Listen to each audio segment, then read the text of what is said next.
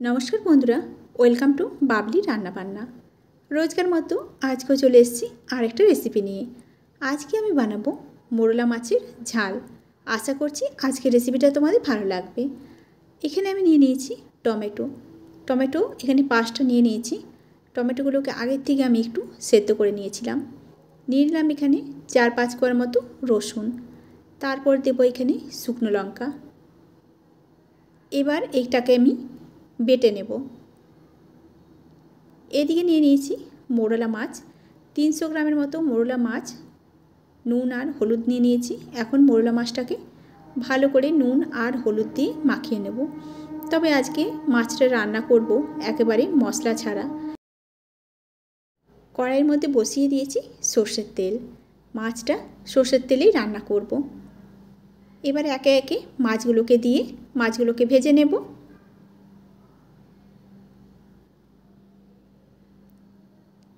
तबे खूब बेशी कड़ा भाजार दरकार नेই, हालका करे एकटू भेजे निलेই হবে।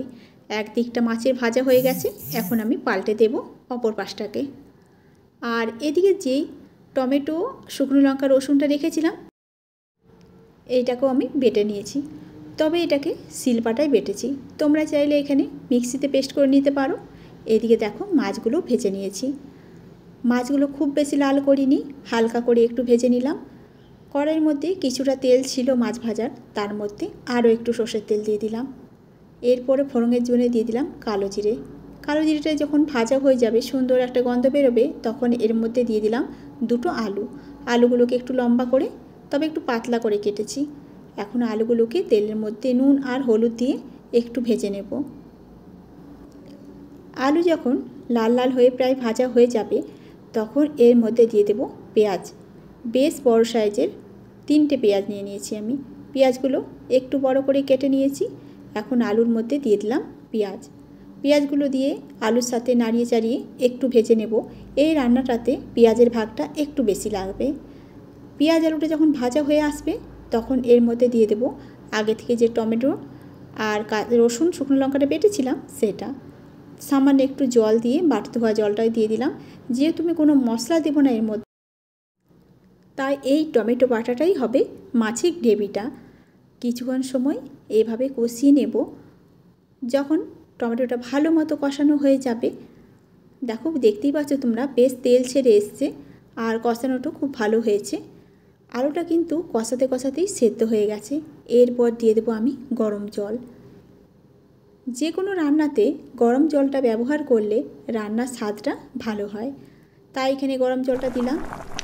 তখন নুনটা একটু কম দেওয়া হয়ে গেছিলো, তাই আরও একটু নুন দিয়ে দিলাম। এখন ঢাকা দিয়ে আমি ঝোলটাকে একটু ফুটতে দেব। কিছুক্ষণ পর ঢাকনাটাকে খুলে নেব। ঝোলটা দেখো ফুটে এসছে, আলুটা আগেই সেদ্ধ হয়ে গেছে। এবার একটু নাড়াচাড়া করে নেব। একটু নাড়াচাড়া করে দেখতেই পাচ্ছ আলুগুলো কি সুন্দর গলে গেছে। এখন দিয়ে দেবো এর মধ্যে আগে থেকে ভেজে রাখা মাছ।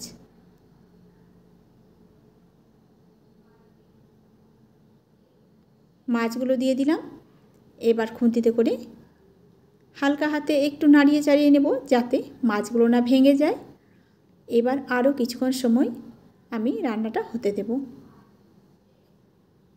হালকা হাতে একটু নাড়াচাড়া করে নিলাম।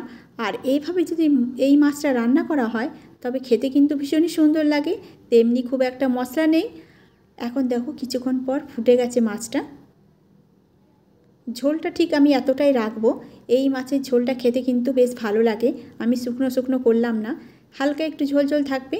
এই সময় দিয়ে দেবো আমি কুচনো ধনেপাতা। বেশ অনেকটাই ধনেপাতা দিয়ে দিলাম। এই পর্যায়ে আমি কিন্তু গ্যাসটাকে বন্ধ করে দেব।